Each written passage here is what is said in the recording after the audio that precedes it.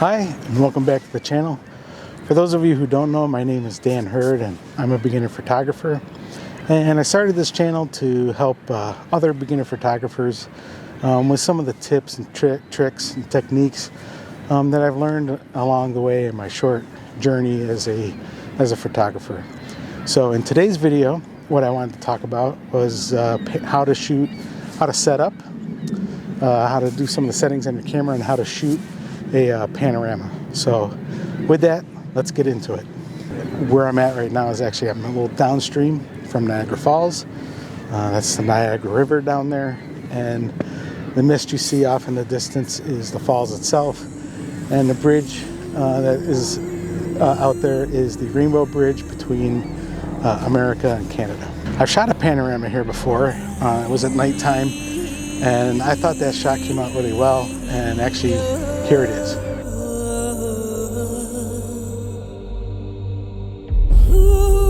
One of the advantages of shooting a panorama versus, say, using a wide-angle lens or an ultra-wide-angle lens is that you end up with a final image that has a very high resolution and has a lot of detail. Another advantage is that you tend not to get the lens distortion around the edges that you do with the wide or the ultra-wide lenses.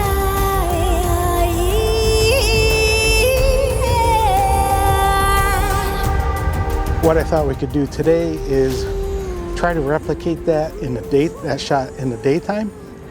And again, to do that, we'll have to shoot a panorama. You don't need a tripod to shoot a panorama. You can shoot them handheld. I've never successfully shot one handheld myself. I've only tried it a couple times. But the trick is you want to make sure that as you are doing the panorama, at the very least, you don't want to be doing this. You want to swivel from your hips, and you want to keep the camera at the same level as much as possible. Okay. Actually, even better than this, if you rotate the camera like this, if you can keep that and maintain that, then that's actually even better than rotating at the hips. But yeah, you definitely don't want to be doing this because your camera will be up and down all over the place, and you'll probably be lucky if the editing software can stitch those images together. So again, I like to use a tripod. It makes it much simpler, but you don't have to have a tripod to do it.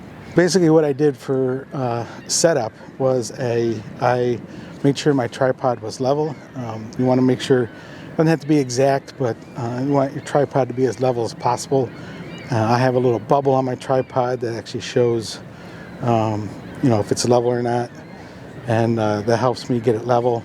I have a knob here that I can loosen or tighten, and that allows me to pan the camera. So we've got that there, and then what I'll also do, I have a digital level on my camera, and I will use that to make sure that the camera is level before I start shooting. And when you do that, you want to scan the whole scene and make sure that the camera is level all the way across the scene. So actually shooting the panorama, and I'm gonna turn my camera on here. It is on.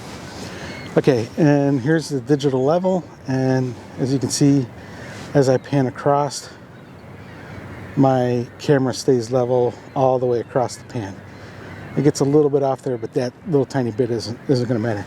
If you don't do that, when it comes time to crop your panorama, you're gonna find that you're gonna lose a lot of the image, and it may actually come to the point where you end up cropping off stuff off the top.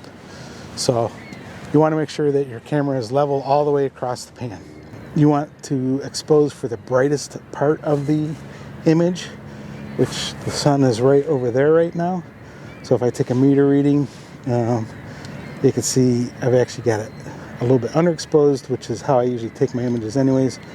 But if you expose it for over here, okay, very often what'll happen is when you get over here, you see how the exposure goes way up. And actually probably what I want to do looking at this is I actually want to expose it for right there. That's the brightest part of the image, and that's probably because of all that ice that's down there. So I'll bring the exposure down right there, so that's the correct exposure. And then what that does is it makes sure that when I get to there, it's not going to be over. It's not going to be blown out, because if I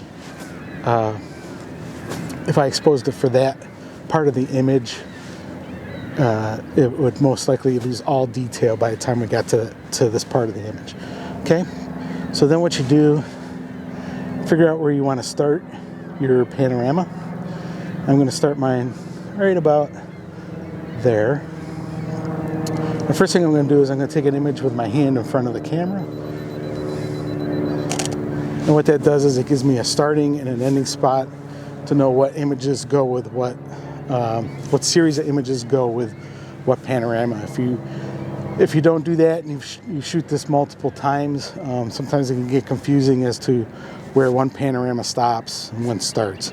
Especially if you get halfway through the panorama and something happens and you have to start over again, it may not be obvious where that series began. So I usually start and stop with my hand in front of the camera. Another thing that you noticed is that I have my camera on a 2-second timer. The reason why I do that is because it gives me a chance to take my hand off the camera after pushing the shutter button, and for any vibration to settle down before the camera actually takes the image. Okay, so what we'll do is I'll start a little bit over here and we'll take our first image. Okay, now that we have our first image, what I'll do is make sure that, and I have third lines on here, but if you don't have lines like I have, you just need to kind of judge. And what you want to do is you want to make sure that you don't go too far off the side like this. Then what happens is the software won't have enough information to stitch the image together. You've lost some in there. So I actually know that I had this pylon right on that third. So what I'll do is usually I'll turn it so that whatever's on that third line is now in the middle of the line of the third one. I guess if you're the left third. Okay, so once I'm there, then I'll take that image. Okay, and now I got I don't even know what building that is actually. I don't think that's a skyline. But anyways, I can see that that's on the third, so I'll rotate that till it's in the middle of the left third, and I'll take that image. And you keep doing this until you get to the edge of the panorama that you want. So I got this skyscraper right on that line, put it in the middle there. Okay, now this one's a little tricky because I don't have anything that's really necessarily stands out on that third line. So what I'll do is as I pan the camera, I'll keep my eye on that part of the image and put it right in the middle of the third. So I'll take that image and we'll just keep going until we get to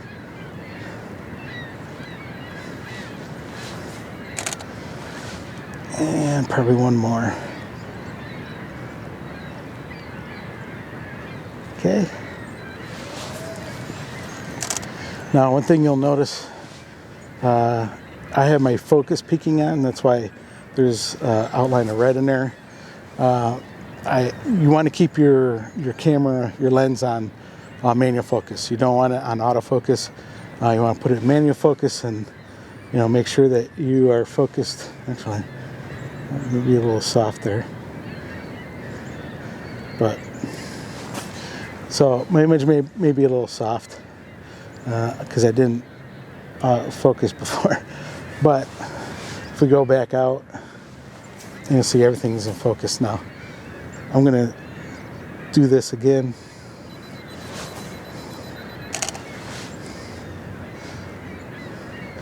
Generally, I have the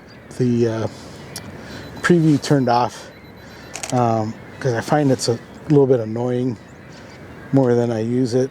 And I actually used it, I think, for the last video I did. I had the preview on just so I could see what I was taking pictures of. But you can see how fast this actually goes when you're not talking and trying to teach while you're taking the image. Okay, and do one more, and maybe one more after this.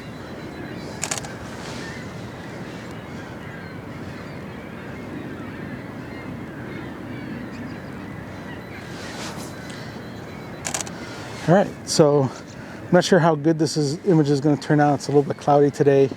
I was kind of hoping the weather was going to be a little bit better, but that's one of the things that you have to deal with sometimes as a landscape photographer, is you got to deal with the weather that you're dealt. So anyways, hopefully the image came out. Either way, I'll show you. One of the things I want to do with this series is I don't want to just show you everything that was successful. I also want to show you the images that don't come out great, just because, you know, when I watch YouTube videos and I watch these accomplished photographers, it seems like every time they go out, they get these amazing shots. And again, I'm no expert, I'm no pro, but I will find that a lot of times I'll go out and, you know, there's just no shots that I've gotten that I really care for. Well, as I had predicted, the image didn't really come out all that spectacular, but it was a good scene for demonstrating how to take a panorama.